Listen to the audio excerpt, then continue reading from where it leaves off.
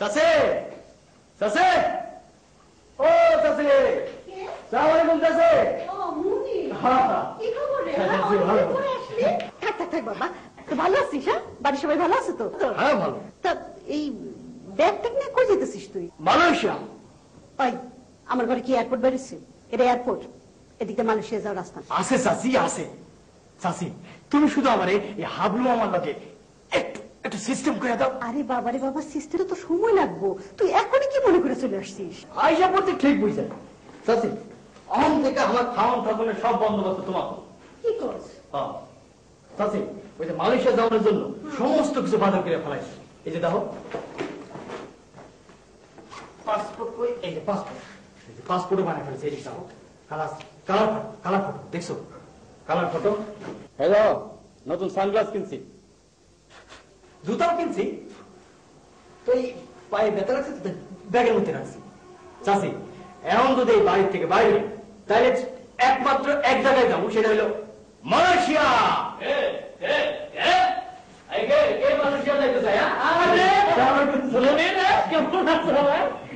কি মনে করে এই ব্যাগটা নিয়ে কোথায় যাও? মালয়েশিয়া। শোনো, খবর বেশি ভালো না, তোমার ভাতিজা এখন মালয়েশিয়া। কি কর? ওই দেখো মালয়েশিয়া। জি চাচা। হাজি লেখাপড়া শেষ করে নি? চাচা লেখাপড়া করার কোনো লাভ নেই। হ্যাঁ, লাভ নেই, কোনো লাভ নেই। তাইলে ব্যবসাপাতির ধান্দা কর। অবশ্য ব্যবসা করতে পারিস, লেখাপড়া কিছু না। চাচা দেশে ব্যবসার অবস্থা ভালো না। হ্যাঁ চাচি চাচা চাচা তুমি আমার হাবলু মামার মতো মালয়েশিয়ায় পাঠিয়ে দাও। কি কর? মালয়েশিয়া যাম কি মুখের কথা? তাহলে তাহলে সৌদি আরব পাঠাও, নাহলে লন্ডন, লন্ডন পাঠাও, লন্ডন পাঠাও। তোর যা বুদ্ধির ডাইস দেখতেছি, তাতে তোর ঠিক জায়গা হয় আফ্রিকার জঙ্গল। তাহলে ওইখানে পাঠাই দাও, ওইখানে বন্ধু একটা গাড়ি ব্যবসা করি। কি কর বাবা, তুই যাবি? হ্যাঁ চাচি চাচি আমি যাবো, 100% শিওর আমি যাবো। আর যদি তুমি এখানে না যাই দাও, তাহলে তোমাদের এখানে থাকবো, খাবো।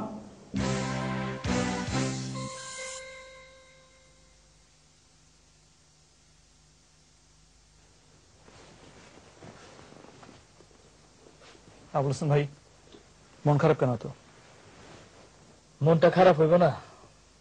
কি হলো? একটু আগে আমার ভাতিজা আমাদের বাসায় আসলো। সে বলল সে আর লেখাপড়া করবে না। কারণ কি? এই দেশে নাকি কোনো চাকরি নাই। একটা কথা অবশ্য ঠিকই বলছে। এই দেখেন, আমার চোখের সামনে দেখা কত গার্মেন্টস বন্ধ হয়ে গেল। তারা আমার দোকান থেকে মাল নিত, এখন আর পোষাইতে পারে না। আর আমার শালা হাবলু, সেও তো দেশে চাকরি বাকরি না পায় বিদেশে চলে গেল। বিদেশে যে কাজ করার মধ্যে খারাপ কিছু তো নেই, কিন্তু দেশের শিল্পে বাণিজ্যে এখানে তো অগ্রগতি দরকার। সেই জন্য সবার মনোযোগ দেওয়া দরকার শেয়ার বাজারের দিকে। হ্যাঁ হ্যাঁ হ্যাঁ, এরকম কি যেন আপনি একটা বলতেছিলেন, পুরো ক্লিয়ার হয় না, একটু বুঝা বলেন তো। দেশের ভালোর সঙ্গে শেয়ার বাজারের কি সম্পর্ক জানতে চান? হ্যাঁ, আমরা এ নিয়ে কয়েকজন বিশিষ্ট ব্যক্তি তাদের সঙ্গে কথা বলেছি, চলুন দেখি। বাংলাদেশের যদি আপনি সাস্টেইনেবল ইন্ডাস্ট্রিয়াল গ্রোথ চান এবং সত্যিকার অর্থে যে গ্রোথ আমরা চাচ্ছি, সেই গ্রোথের জন্য শেয়ার বাজার আমি তো বলবো গুরুত্বপূর্ণ না, এটা অপরিহার্য। There is no other alternative but industrialization. খালি দোকান আর শপিং মল আর মাল্টি স্টোরেড বিল্ডিং করে কিন্তু দেশের উন্নতি হবে না। আর দেশের উন্নতি একমাত্র হলো শিল্প দিয়ে।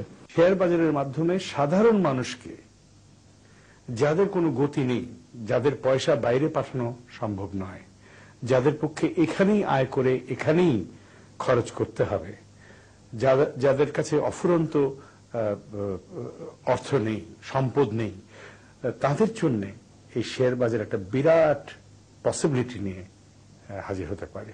এবং তাদেরকে উদ্বুদ্ধ যদি করা যায়, যদি সত্যিকারের নিয়ন্ত্রণ শেয়ার বাজারের উপরে থাকে, যদি কোন রকম কালো টাকার ব্যবসায়ীদেরকে এ বিষয়ে মানে ইনভলভ না হয়, যদি জিনিসটাকে সত্যি নিয়ন্ত্রণে রাখা যায়, তাহলে এর একটা বিরাট পসিবিলিটি আছে, বিরাট সম্ভাবনা আছে। একটা সাধারণ মানুষ যদি ওর কাছে কিছু টাকা থাকে আর ও ওই শেয়ার মার্কেটে যদি ওখানে ও মালিকানা পেয়ে যায়, যদি একটা কোম্পানি হয় ওখানে মালিকানা পেয়ে যায়, কোনো অন্য কোনো এটাতে যদি একটা শেয়ার কিনলেও ওই ওখানে মালিকানা পায়, ওখানে প্রফিট হলে প্রফিট পায়, ইন্টারেস্ট ডিভিডেন্ড হলে ডিভিডেন্ড পায়। তো এটা ক্ষমতা ফিল করে যে হ্যাঁ আমি এই কোম্পানির একজন মালিক আছি। গণতান্ত্রিক দেশ বাংলাদেশ। রাজনীতিতে আমরা জনমানুষের প্রতিনিধিত্ব চাই, চাই জবাবদিহিতা। অর্থনৈতিক উন্নয়নের পথে জনমানুষের অংশগ্রহণ থাকলে স্বাধীনতা ও গণতন্ত্র হয়ে উঠবে অর্থবহ। অর্থনৈতিক প্রবৃদ্ধির প্রক্রিয়ায় সাধারণ মানুষের অংশগ্রহণ নিশ্চিত করতে প্রয়োজন একটি গতিশীল শেয়ার বাজার।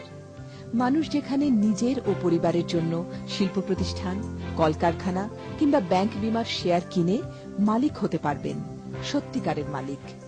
আসলে ইনস্টিটিউশন যদি আমরা ক্রিয়েট করতে না পারি, দেশের অর্থনৈতিক উন্নয়ন কোন ধরনের উন্নয়ন সম্ভব নয়, যে শুধু অর্থনীতির ক্ষেত্রে না।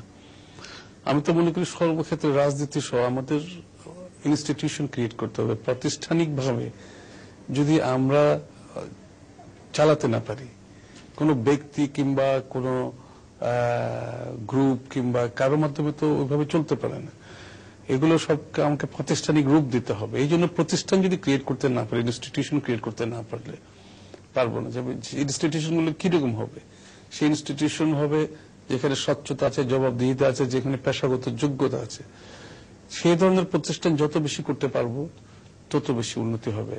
কারণ মিনিমাম যে কোনো একটা ইন্ডাস্ট্রি করতে গেলে ধরেন আজকাল অলমোস্ট 60 টাকা করে ডলার মেশিনারি আপনাকে ইম্পোর্ট করতে হবে। জমির দাম অসম্ভব দাম এখানে। আমি যদি ঢাকা শহরের বাইরেও যাই, যে কোনো একটা ইন্ডাস্ট্রি, ছোটখাটো ইন্ডাস্ট্রি করতে গেলে আমার 10 কোটি টাকা লাগে। 10 কোটি টাকা আমি যদি 6 কোটি টাকা ব্যাংক থেকে পাই, অসুবিধা নাই। তো অনেক কাঠখড় পোড়াতে হয়, অত সহজ না ব্যাংক থেকে। তারপরে তো আমার 4 কোটি টাকা ইকুইটি লাগবে। তো কটা লোকের কাছে ধরেন 4 কোটি টাকা আছে? যদি আমরা বিনিয়োগ ব্যাপারটায় মানুষকে উৎসাহিত করতে পারি, যদি শেয়ার মার্কেট, ক্যাপিটাল মার্কেট সম্বন্ধে সাধারণ মানুষকে সাধারণভাবে বোঝাতে পারি, যদি তাকে বলতে পারি যে তুমি আসলে দেশের মালিক, কিন্তু তুমি এখন কথায় কথায় মালিক, কিন্তু আসলেই তোমার স্টেক থাকবে। তোমার 10 টাকার ইনভেস্টমেন্টের জন্য তুমি প্রশ্ন করতে পারো সরকারকে যে আমার এই 10 টাকার কি হলো, বা স্টক এক্সচেঞ্জকে যে আমার এই 10 টাকার ইনভেস্টমেন্টের কি হলো। এই ক্ষমতাটি সম্বন্ধে সে যখন সচেতন হবে, তখন এমনি অটোমেটিক্যালি তার মধ্যে একটা দায়িত্ববোধ, দায়িত্ব জ্ঞান আসবে, এবং তখন মানুষ সরকারকে পরিচালিত করবে, সরকার মানুষকে নয়। আর মেয়েরা আমরা যেটা শুনি যে গয়না কিনে হাতে পয়সা থাকে, কিছুটা অল্প পয়সা থাকলেও থাকে হাতে পয়সা। ওরা যদি শেয়ারে যায়, ঝুঁকি, আজকাল মেয়েরা ঝুঁকি নিতে শিখেছে। আগে বলতো যে প্লে ইট সেফ, বাট আজকাল ব্যবসায় নেমেছে, অনেক মহিলা উদ্যোক্তারা ব্যবসায় নেমেছে, ওনারা ঝুঁকি নিতে শিখেছেন। ওই মহিলারা যদি ওই পয়সা নিয়ে ঝুঁকি নিতে যেখানে শিখেছেন, অল্প করেও যদি শেয়ার কিনে, তো এই শেয়ার মার্কেট বেশ চাঙ্গা হয়ে উঠবে। বাংলাদেশের শেয়ার বাজার অত্যন্ত ক্ষুদ্র পরিসরের। বড় দেশগুলোর সঙ্গে তুলনায় নয়, বরং নিজ দেশের আয়ের তুলনায় বাংলাদেশের শেয়ার বাজার অত্যন্ত ক্ষুদ্র। ভুটানের শেয়ার বাজারের বাজার মূলধন দেশের মোট জিডিপির শতকরা 28 ভাগ, ভারতে শতকরা 24.3 ভাগ, পাকিস্তানে শতকরা 17.1 ভাগ, আর বাংলাদেশে শতকরা 2.5 ভাগ মাত্র। যে কোনো দেশে শেয়ার বাজারের উপর কনফিডেন্স যদি না আসে, কিন্তু সেই শেয়ার বাজারের অগ্রগতি হবে না, এটা আমরা সবাই জানি। এবং এই আস্থাটা ফিরিয়ে আনার জন্য আমাদের অনেকগুলো কাজ করা প্রয়োজন। যেমন আমাদের এসএসসি কে ঢেলে সাজানো দরকার।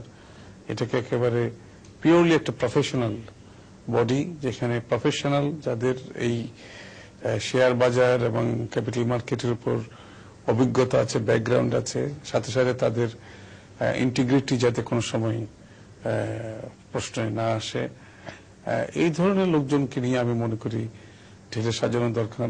Bangladesh can become another Korea, Bangladesh can become another Singapore, easy. আমাদের তো লোক তো ভালো। আজকে যে আপনার there are success stories also, সবই তো খারাপ না। আপনি তো 30 বছরে আপনার food production has gone up by 400%। আপনার family planning is a success story, ঠিক আছে? কিছু success, pharmaceutical industry is a success story, banking is a semi success story to some extent. তো সুতরাং